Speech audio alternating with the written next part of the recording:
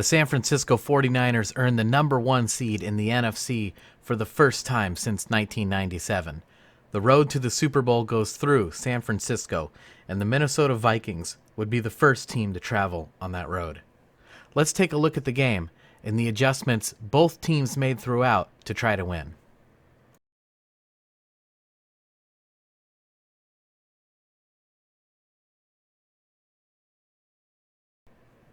On the first play, notice that Minnesota has one safety up high, while another safety is down in the box. Now everyone does a great job of dropping back into pass coverage, but there's just enough of a window for Deebo Samuel.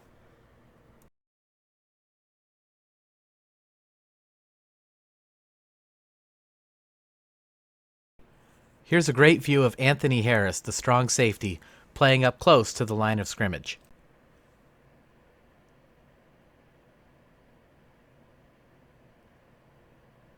Now it's a tight window, and this pass is a little bit behind Deebo Samuel, and what a terrific catch by the rookie. Great pickup. First down, San Francisco.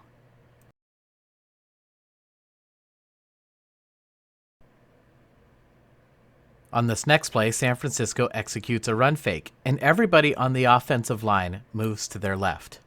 Now the linebackers for the Vikings, they do move laterally. They also move to their right. But notice they don't run towards the line of scrimmage. And right away we see that their plan is going to be to take away the pass.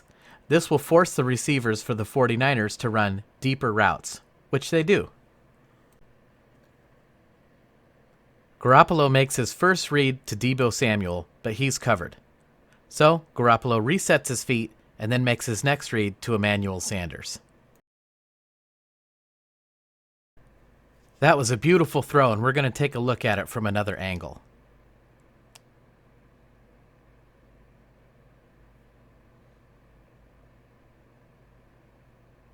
Now there's a linebacker right there, but he has his back turned, and Garoppolo just drops it in the bucket. What a throw.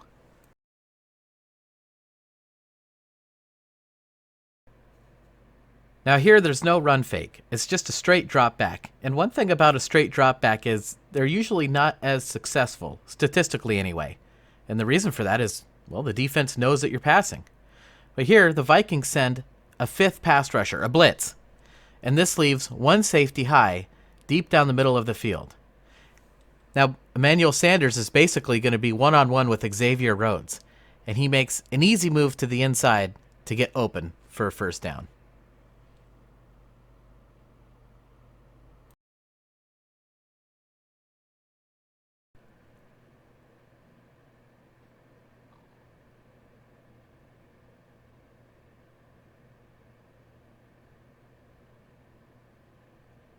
That is really nice pass protection and a pinpoint pass.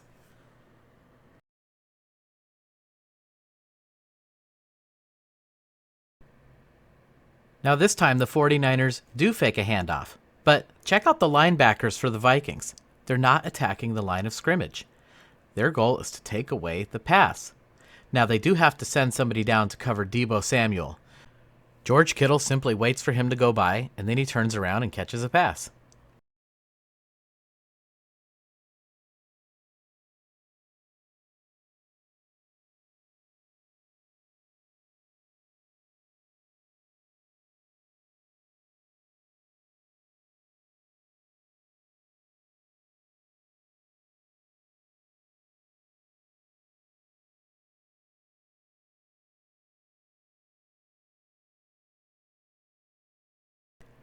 This is one of my favorite plays of the game. Garoppolo hits Kendrick Bourne for a touchdown. And while it might look like a simple play, this is actually a brilliantly designed Kyle Shanahan play. Let's go back to the snap.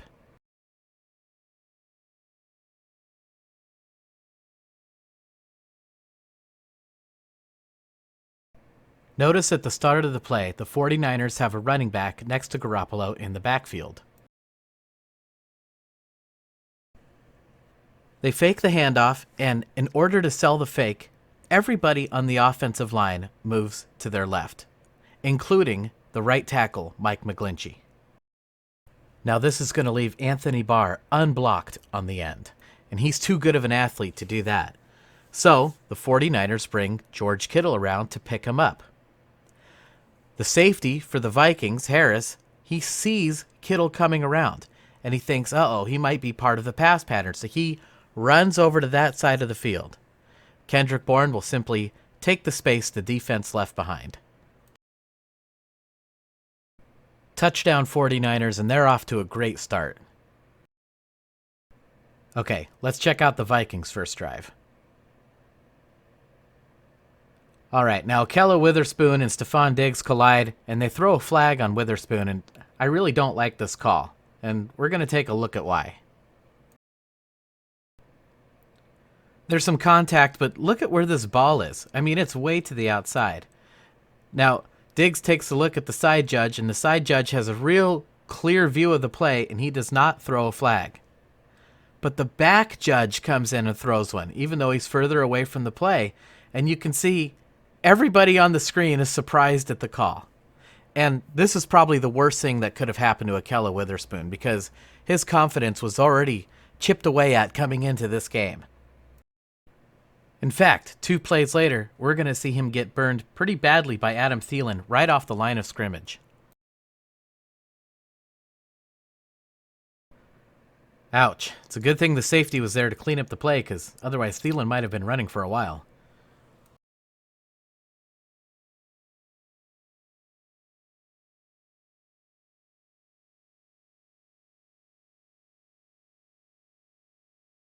Okay, let's move ahead a few more plays to another third down.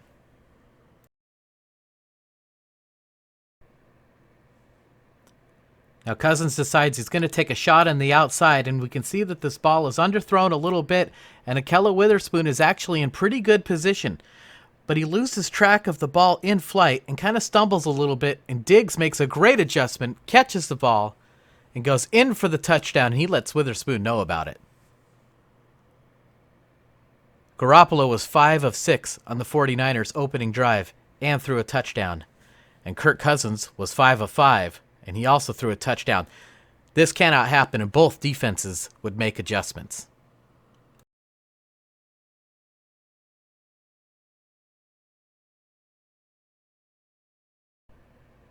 Now right away we see the adjustment for the Vikings. They're going to take their safety, Smith, and drop him back. They're going to put 2 safeties back deep. Now the pressure gets to Garoppolo. He's hit as he throws, but he's able to get the ball out to Kendrick Bourne, who makes a spectacular diving catch. And we're going to take another look at this, because this is tremendous arm strength from Garoppolo. And we've talked about the fact before that he could throw from different platforms and different arm angles, and that was just a tremendous, tremendous play. Now he was a little bit woozy getting up from that, and on the next play, disaster strikes for the 49ers. Take a look at the right tackle, Mike McGlinchey. The ball is snapped, but he hasn't moved from his stance. Sometimes this can happen when the tackle doesn't hear or forgets the snap count. Now, of course, as soon as he sees Hunter coming around, he's going to adjust, but that little half a second is already too late, especially against an athlete like Hunter, who makes the quarterback pay. Yeah, Danielle Hunter is an awesome defensive end, and Garoppolo showed just a little bit of elusiveness there, and it was a good thing, because that could have been a lot worse. Fortunately for the 49ers, they have some pretty good defensive linemen too. Here we're going to see Eric Armstead give the right tackle just a little bit of an outside move, and when the tackle goes outside, Armstead cuts back to the inside. He almost jukes him like a wide receiver, and he's got a clean shot at Kirk Cousins.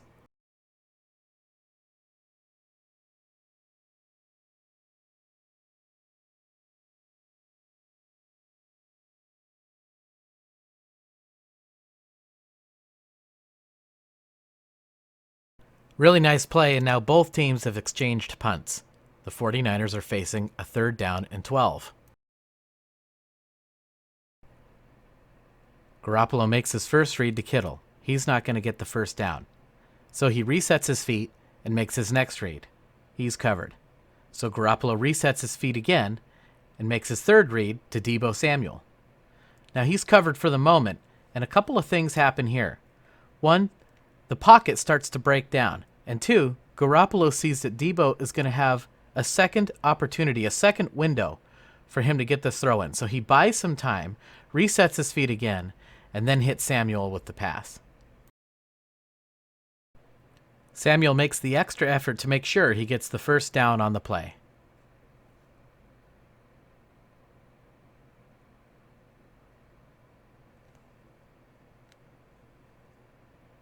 The 49ers have been getting some really nice quarterback play from Garoppolo all season, and this is another example.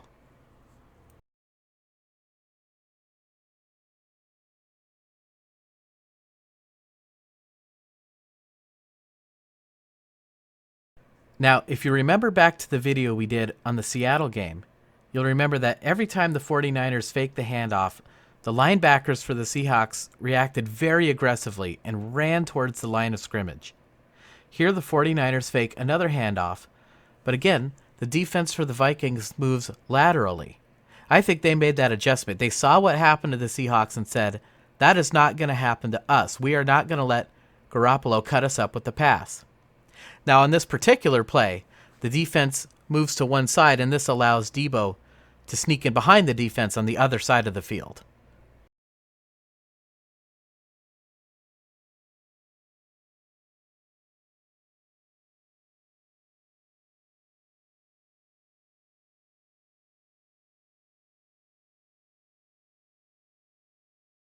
Again, notice the two safeties back deep for the Vikings.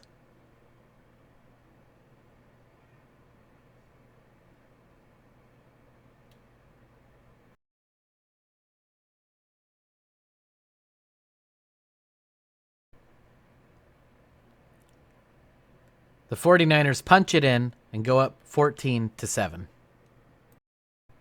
Coleman had struggled a little bit this season, but I think having a bigger back like him was just what the doctor ordered against this tough Vikings defensive front, and he had a good game and scored 2 touchdowns.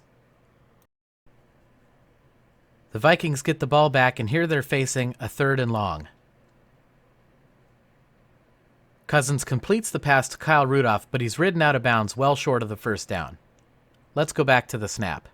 And here we see the adjustment the 49ers made on defense. They have brought in Emmanuel Mosley for Ahkello Witherspoon.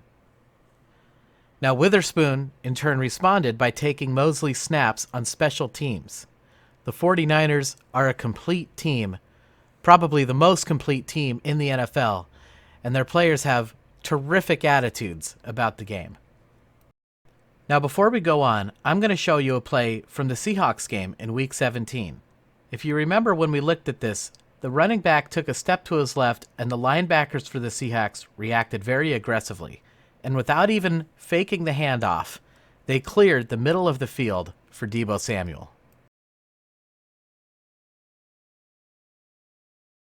Now, this play worked because the linebackers had been acting aggressively all game, and the coaches had seen that, and they called that play late in the game. Here, it's only the second quarter. You can see that the 49ers do not fake the handoff here. The running back is next to Garoppolo, but the linebackers are all dropping back. This is different behavior. So I was surprised to see that this play was called, and Garoppolo does not see the linebacker, and he throws an interception. Now, this was a bad pick that put the Vikings in scoring position right away. It's obvious that Garoppolo never saw the linebacker, and surprisingly enough, quarterbacks don't always read the linebackers. I'm not saying they shouldn't, but they're taught to read the safeties. And this is not unusual. We're going to take a look at a play from 2012 where Aaron Rodgers does the same thing. He does not fake the handoff. NaVorro Bowman drops back, and Rodgers throws it right to him. The 49ers would score on the next play, and here the Vikings are looking to do the same. But the 49ers have a plan.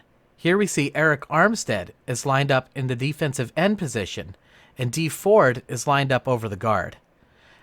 Now, a guard is not going to be quick or athletic enough to hang with Dee Ford, and Dee Ford gets to Kirk Cousins for an easy sack, and the 49ers are able to force a field goal. Big stop after the turnover. This makes the score 14-10, and the 49ers would take that lead into halftime. Let's move ahead to the third quarter, where San Francisco is facing a 3rd down and 6. Now, instead of dropping 2 safeties back deep on this play, Minnesota has a lot of players up at the line of scrimmage, and Garoppolo is able to buy some time and hit Kendrick Bourne for a big catch over the middle. Kendrick Bourne is clutch.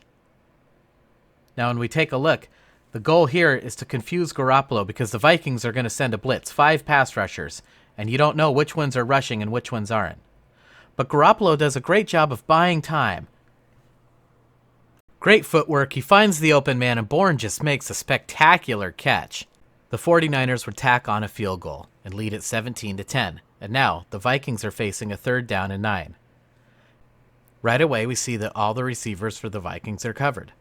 But Cousins tries to force it into Thielen anyway, and the pass is intercepted by Richard Sherman. Now, on the run back, Nick Bosa is going to throw a block, but there's a new rule this year that you cannot run towards your own goal line when throwing a block. They call that a blindside block, and as you can see, Brian O'Neill is really hurt on the play, and that's why they have the rule. Now, when we go back and look from this angle, we're going to see that Richard Sherman has beaten Adam Thielen so badly, he runs the route for him, and Thielen just kind of slows up on the route. And as a result, the ball sails right into Richard Sherman's hands. After the play, Sherman said that Cousins throws a nice catchable ball. And this was similar to what happened on Richard Sherman's first interception in Week 1 against Tampa Bay against Jameis Winston. The receiver just stopped running because Sherman was all over the route, and the quarterback threw it anyway. Now, the 49ers are backed up because of the penalty, but here we see that Kyle Shanahan has made an adjustment of his own. If you're going to have the linebackers hanging back and waiting for the running back to come to them, well, why force it? Why throw the ball? We're just going to run the ball every play. And that's what the 49ers did. 12 consecutive plays, and 19 out of 20 were runs for the 49ers. And this reminds me a lot of when the Dallas Cowboys used to do this in the 90s with Emmitt Smith, and it would suck the soul out of teams. And you could see it's taking the life out of the Vikings here, who were probably tired after having to come on the road on a short week, which I believe is a death sentence in the NFL. There you see the 2 safeties are still hanging back deep, and the 49ers are just going to continue to run the ball.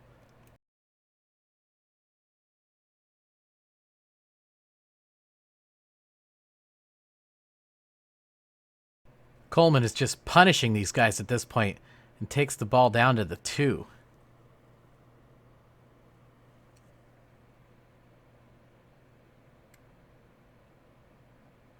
The 49ers punch it in, and they go up by a score of 24-10, but somehow it just feels like it's more than that. Now, notice the Vikings are kind of standing around to see what the play is, and when you start watching, you become a spectator. Okay, the 49ers are getting ready to punt, and notice that the ball is on the 26-yard line. So the Vikings were expecting good field position here, but Wishnowski booms this kick way back, and it surprised Sherrills, who muffs the punt, and it is recovered by Raheem Mostert. Now, you can't advance a muff. You can advance a fumble. So you may be asking, what is the difference between a muff and a fumble? Well, a fumble comes after you have possession of it. You catch it, you start running around with it. He never had possession. It just hit off of him, so that's called a muff. Now, the 49ers can recover it, but they get the ball back at the spot where it was originally muffed. We're in the fourth quarter now, and the teams have switched sides, and the Vikings have done a good job of holding the 49ers to a field goal after that play. The kick is good, and it makes the score 27-10 San Francisco, and that would close out the scoring for this game. A few more things I want to show you guys. Vikings are in desperation mode now. They have to pass and pass deep, and the pass rush is going to get home in those situations. And here, Nick Bosa gets to Kirk Cousins. And Bosa is really slow to get up on the play, and I'm going to show you guys why.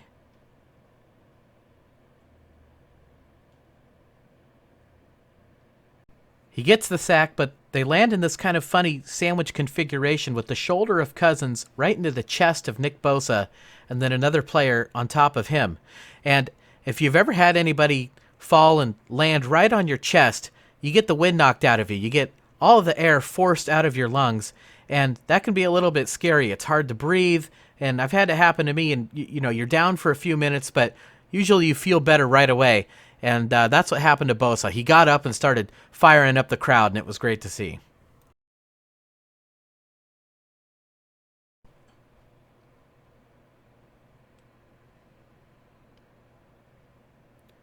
The Vikings try another long pass, and again the pass rush gets home to Kirk Cousins.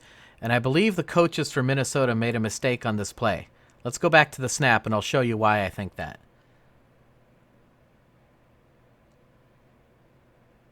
Okay, now right here, you can see that the running back is in a great position to help block DeForest Buckner on the play. And with these long passes and the 49er pass rush harassing Cousins all day long, that's probably what they should have done. Instead, they called a play for the running back to go out on a pass pattern, and this just allows Buckner an easy lane to the inside. And man, I thought he was going to get charged with assault for that hit. Now, this next play, I believe, will probably have some relevance next week against the Packers. You can see there's a minute 45 left in the game, and the 49ers have put Ahkello Witherspoon back in. And right away, he allows a 15-yard completion to Thielen.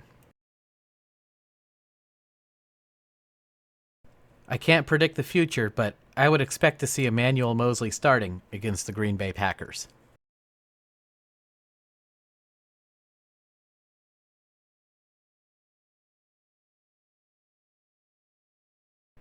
Okay, one last thing. Here Cousins is under pressure, and we see Solomon Thomas just being held like crazy, but he's able to stick an arm out and take down Cousins for the sack.